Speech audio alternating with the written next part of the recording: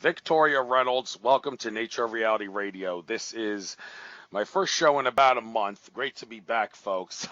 I said I would be coming back, but things didn't really work out as well as I wanted to. After starting the new job at Whole Foods, there were some things that I needed to work out. As some of my listeners may know, I had to leave my now retired mother's ophthalmology business, which I work in as a clerk for the past 15 years, because of the vaccine mandate that they were giving into the despicable mandate by the president. And as a result of that, I had to quit because I wasn't going to take the shot. And if everybody in the office didn't get the shot, they would not receive government Medicare money. So as a result of that, I had to leave.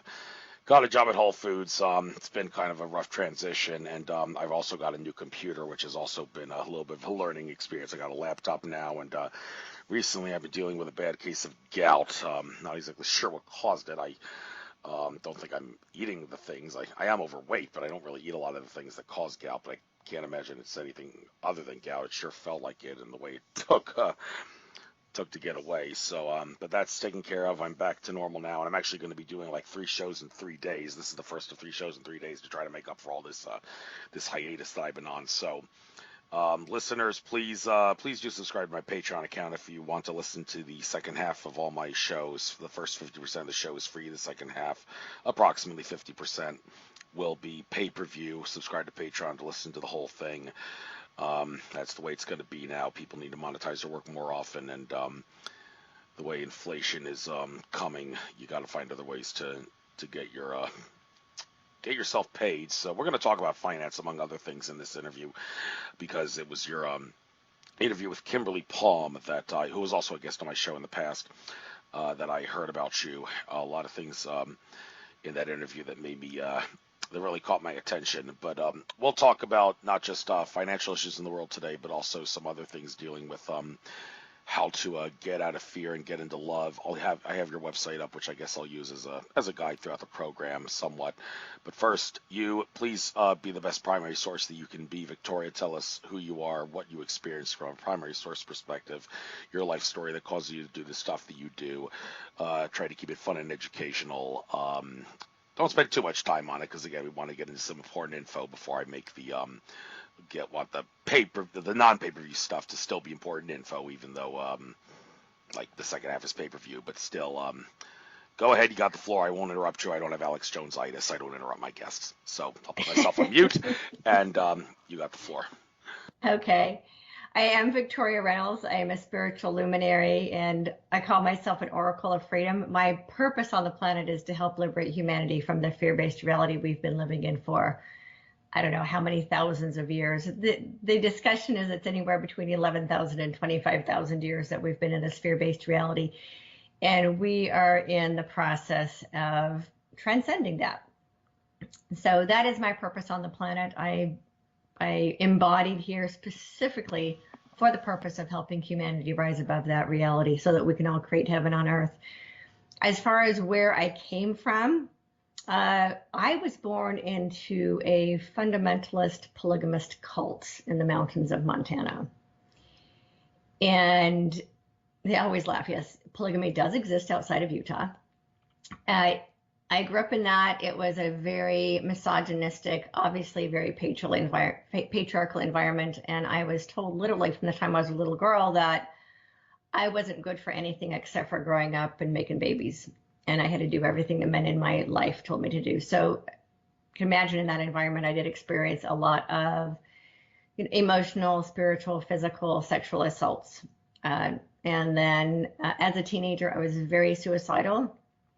And I almost committed suicide. The only reason I didn't is because I have a voice inside of me that rescued me. That what I didn't realize until looking back is that this voice inside of me rescued me a couple of times from some very, very sticky, life-altering situations, and prevented me from committing suicide.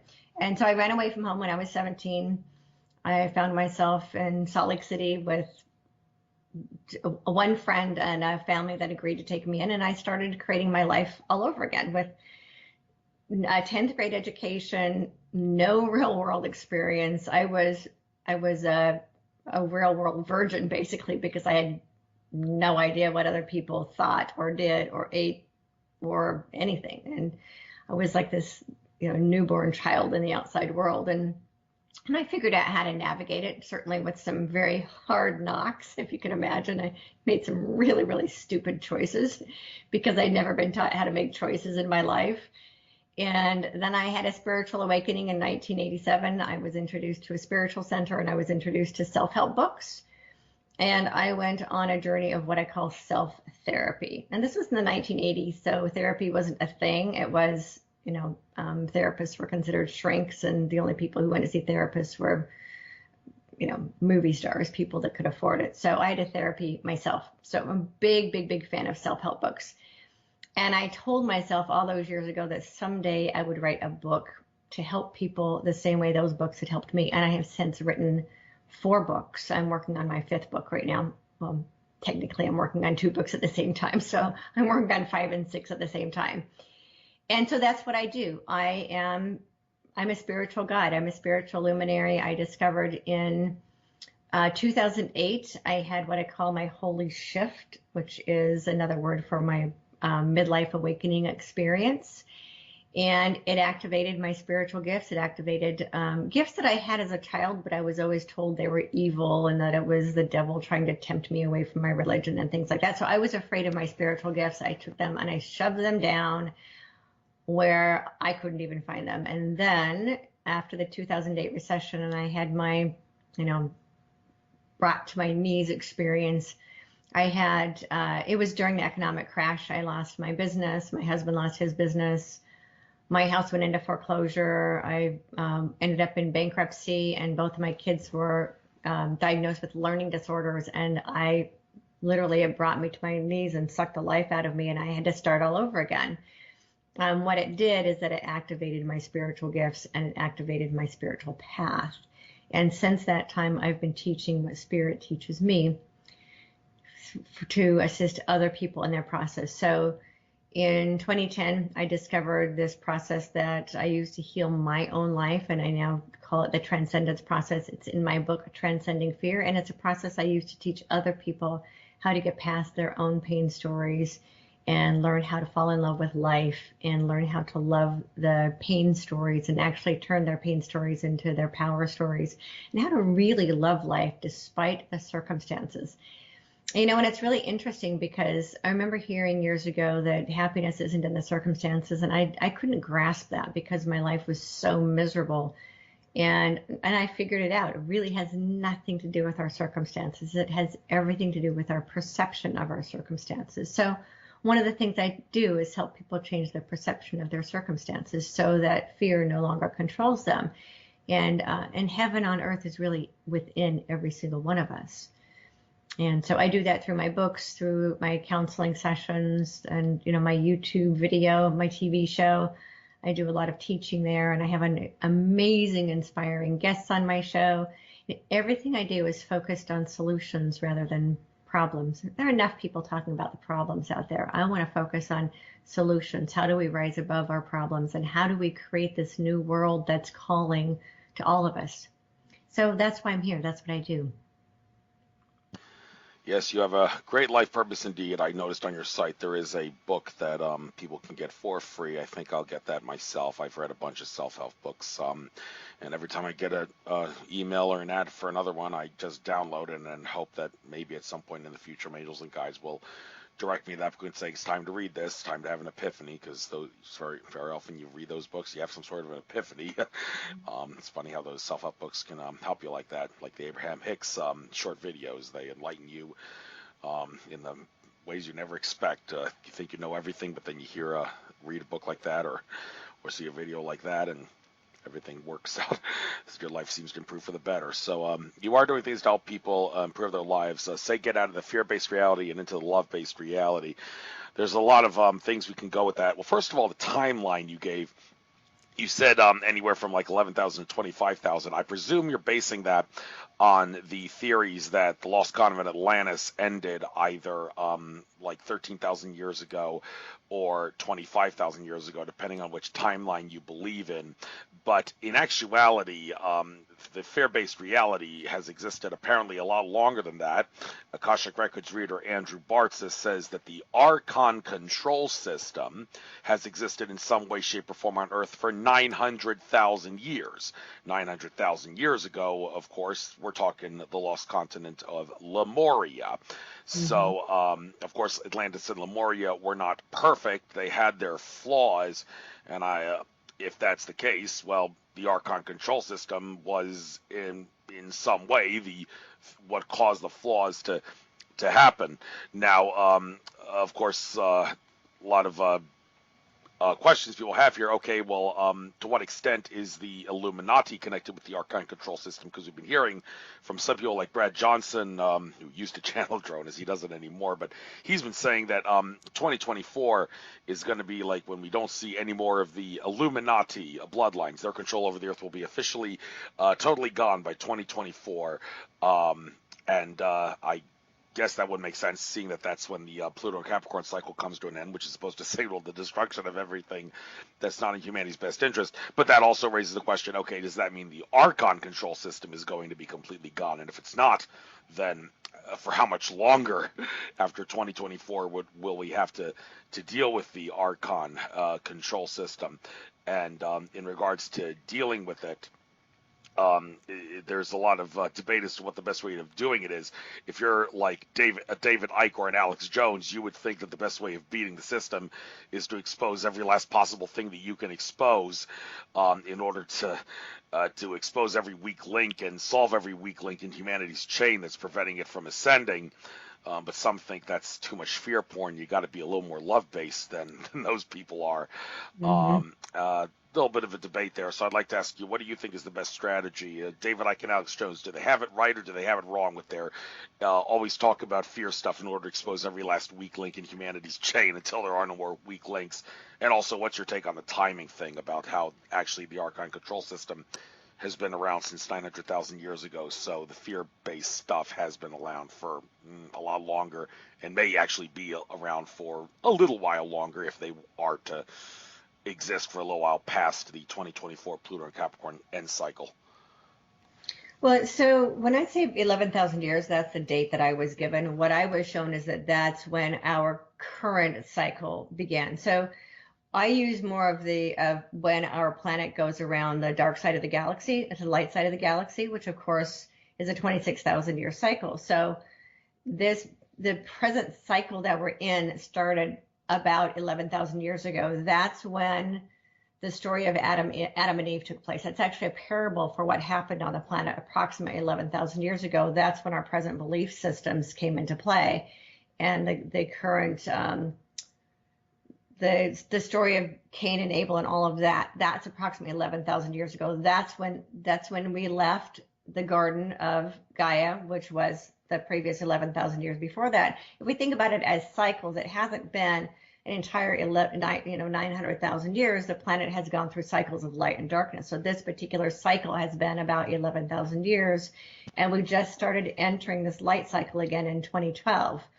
And so now we're moving again now into the light side of the galaxy, and then also the age of Aquarius. We've entered the age of Aquarius as of December 2021. So all of the stars have lined up, so to speak, for us to enter into this new golden age of humanity. That's where we're heading. The thing that a lot of people don't understand is that they're expecting all of the darkness to be exposed before we start constructing our new reality. What is going to happen is that we are going to start building our new Earth reality on top of the existing fear-based reality. They're actually going to coexist for a while. So as the fear-based reality is collapsing and crumbling, if you imagine it like an X, for example. So the old reality is starting to crumble and go down, and at the same time, our new reality is starting to rise and come up. That actually started to occur in 2012. That's where the intersection of the two realities started. So what I see happening in 2022 is that we are going to actually see the collapse more than it has been visible. What has been happening since 2012 is that all of these they're like charges that have been put into place, or if you imagine a building that's about to be imploded, how each charge within that building and deconstruction within that building gets very, very carefully placed and planted within the structure before anybody actually sees the structure collapse. So that's what's been happening for the last 10 years, is that all of those little pieces have been put into place for a collapse of the old structures in a way that doesn't harm humanity in any way that's more than necessary. So what I was shown years ago is that it's kind of a controlled collapse, and that we will have interim governances, that all of the systems are going to start collapsing. But as the systems all start collapsing, we are already going to be creating the new. I don't even like to use the word systems. I've been told not to use the word systems. We're actually going to be creating new concepts to replace the old systems. But the old systems were created as means of control. They're systems of control. We're replacing those systems with models and structures that are based in love and humanitarianism and compassion and cooperation.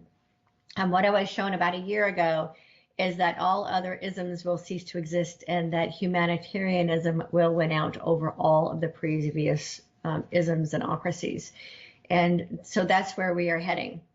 That started rising in 2012, and now we're starting to get enough momentum that we're going to actually start seeing it physically manifest in our reality as the old reality is collapsing. So they're going to exist side by side. This year, 2022, we're going to start creating new education concepts. We're going to start creating new healthcare concepts. We're going to start creating new governance concepts, new community concepts, new food concepts. And at the same time, we'll start to see the old ones collapse. It's not all of the exposure isn't going to happen all at once. The human heart is very, very tender. It would not be able to handle everything be exposed all at once. However, it will be exposed eventually. My understanding was what the exposure that's going to happen up front has first to do with what's at hand, and then they'll start backtracking the backstory behind it. So we will start to see the collapse. We'll start to see some of the truth now brought to the surface, now that all of the structures have been put in place for it to be a controlled implosion. And that at the same time, we will be constructing our new reality. So we're going to start seeing the construction actually take place as well this year. That's very good news. Now, you say it's been since 2012. I think maybe 2011 would be more appropriate. Akashic Records reader Andrew Bartz has said it's been since 2011 that the Archon control system has been cannibalizing itself and has to keep cannibalizing itself in order to sustain itself. So it's kind of unavoidable that it's going to end at some point. But then again, like I said, we are quite sure it may be around for a little bit longer, unfortunately, than when the Illuminati collapses. But, you know, it's interesting you pointed that thing out just now about how you just said that the human heart is extremely tender, and that's why we can't handle everything all at once. Now, I can resonate with that because I have been a bit of a big proponent of always just I'd rather go through enormous suffering for a short while to bring on everything faster than have to go through a gradual awakening where a little bit gets released bit by bit until we go through full awakening. I mean, I've said, can we just crash the damn economy in one sitting so we can go to this gold-backed currency system and eventually transition to no money while simultaneously releasing all the technology that would provide free food and free energy for everyone, and also at the same time expose the fact that the ancient astronaut theorists and the UFO nuts were actually not nuts. They were right all along. And you're saying, well, no, the human heart is too tender. It can't handle that. And I'm well, you know, you're the first person who's actually given a reason as to why humans can't handle the truth, because their hearts are too tender. Okay, well, thank you for pointing that out. So I just guess we have to be a little more patient. So, well, but the exposure actually started a long time ago. This is what people are understanding. They're expecting to all happen all at once, but it actually started quite a while ago. The exposure of the pedophilia in the Catholic Church, that started 25 years ago. So if people are willing to look back and say, oh, I can see how right, this was being talked about, and this was being talked about, and that was being talked about. It's not like nothing has been talked about. It has slowly been dripped to humanity. And then what's happened is that drip has been increasingly turned up. That's why we're seeing it more and more and more and more and more. It's so when the news does come out in a more when they turn the tap on, I don't think it's going to go full blast because people would get blasted out. But as they turn up the information more and more and more, there isn't anybody that's out there that can say, "Wow, I didn't know anything about that," because pretty much everybody's heard at least some of this.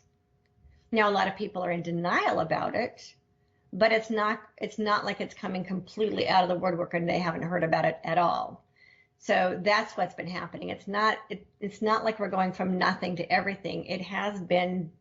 It's been dripped out to humanity over the last couple of decades, and so it is going to get turned up, and we are going to see more of it to the degree where people will be surprised of, oh my gosh, I didn't realize that was true.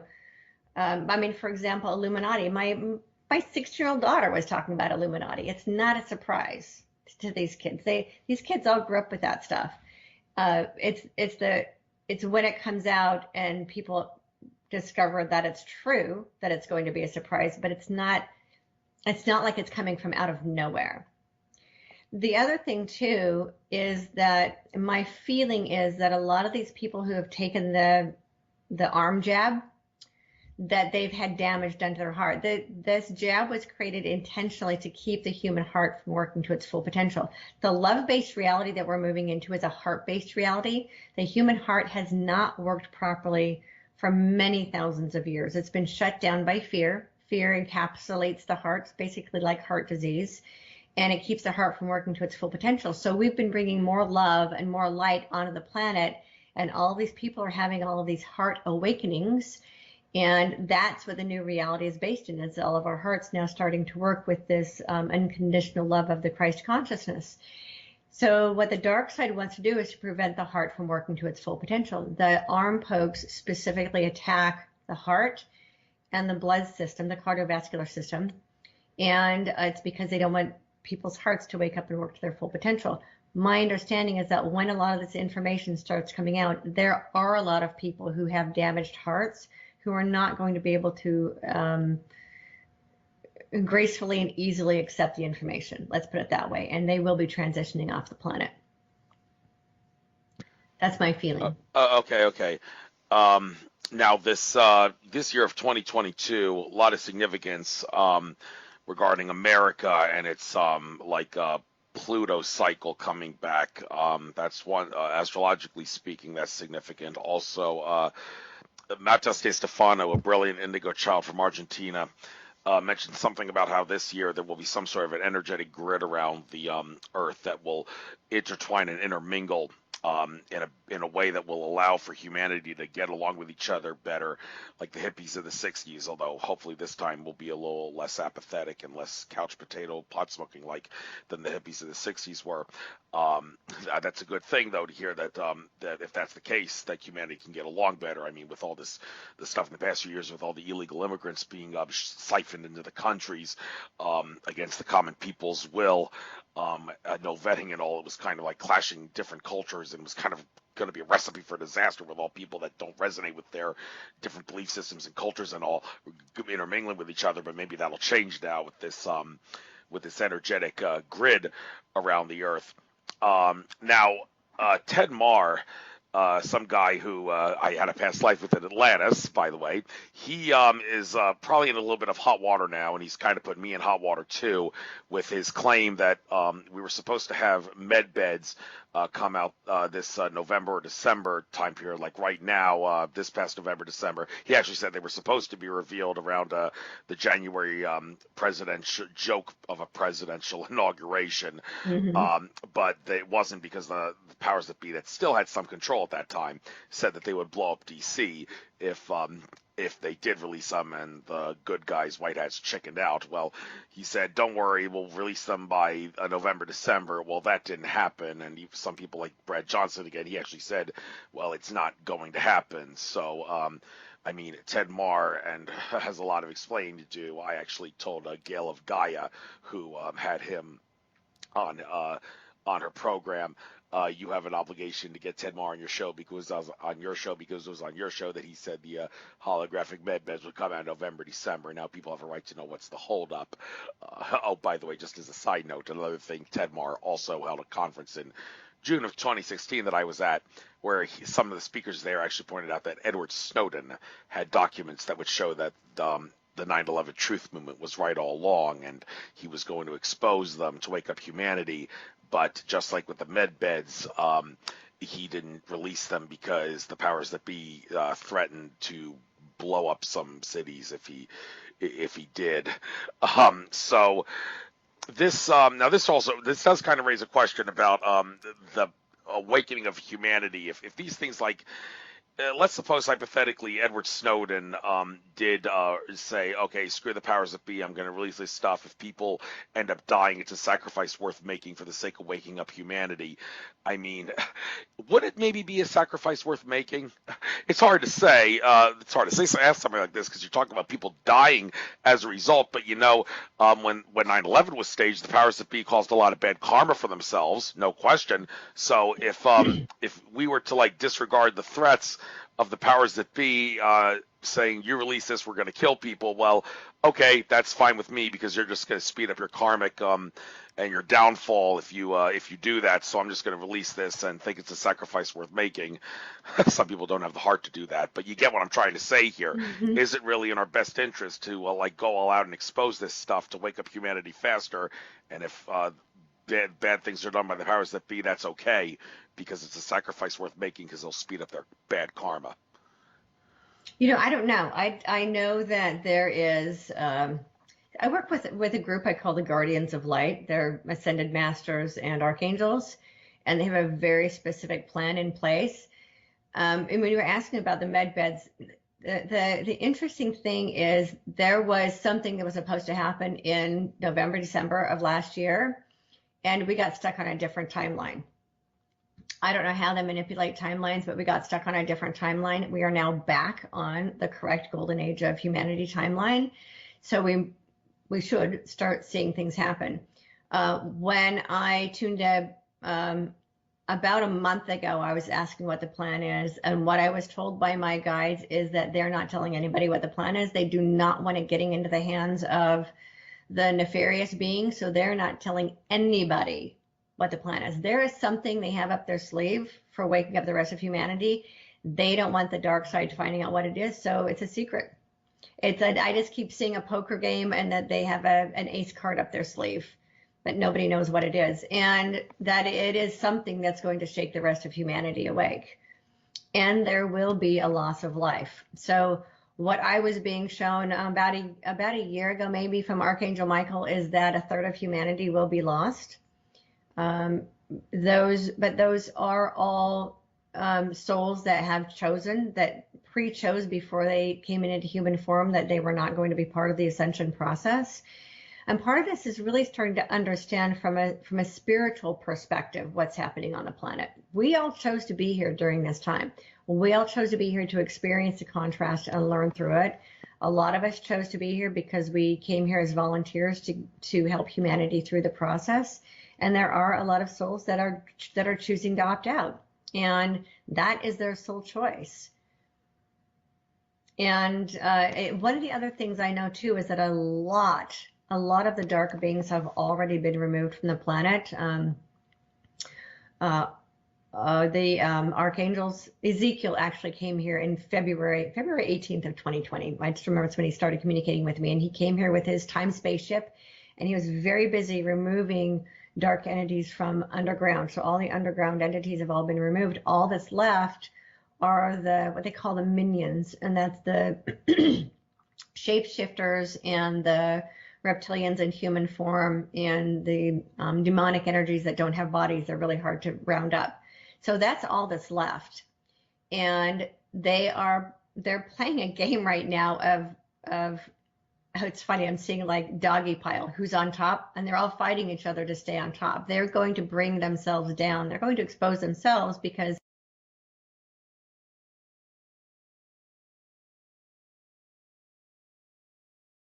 Are you there? Hello?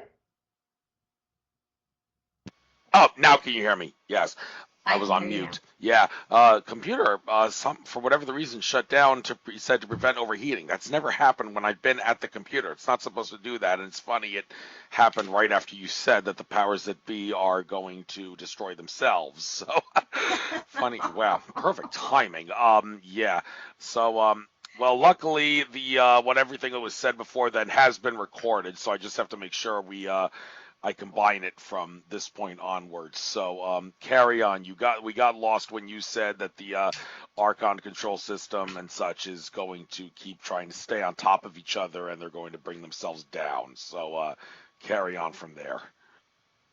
Yeah, they. My understanding is that they're like rats, right? They're just scrambling all over each other, trying to figure out who's on first, who's doing what, and what I've said before is that they work in the dark. Now they may have a long-term plan, but they have no long-term vision because they can't see in the dark. That's why they have television and they have television programming because they program us to create their vision, their plan on their behalf because they don't have any vision. They don't actually have the ability to create. Human beings are creators. Our minds actually create our reality. So because we have such powerful minds and such powerful hearts, they use our minds and our hearts to create the reality that they have planned for us. But because they work in the dark, they don't have the ability to vision like we do. That's why they need us to vision it for them. And we actually have the upper hand because we have the power of our hearts and the power of our minds. We just need to remember who we are. And there's only a few of them, you know. What's interesting is that so few can control so many because they have all of these different narratives to keep us divided and conquered. And we just have to get out of our own way and realize that this is a divisive game and not play their game of division. When we do, they'll just be dismantled. They can't stay in power when we realize who we really are. Yeah, that's a good point. Now, also, I guess at this point, all listeners, if you wish to listen to the second half of this program, please subscribe to Patreon. It's only a $5 a month subscription, I believe, and I also upload all these interviews to cost.tv, but that also only contains the abridged interviews, not the full ones. So subscribe to Patreon to listen to the full interview. And I forgot to mention in the show disclaimer at the beginning, I do plan now on doing probably more often than not, I hope, more video programs instead of audio programs, especially for guests that have presentations and want to maybe share their presentations during my shows. I'll do it Alfred Weber style, like he's been doing it all. Alfred Weber always does on camera.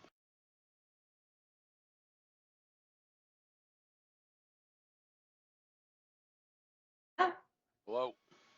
Hello? hello? Can you hear Hey, me? it happened again. You there? Yeah,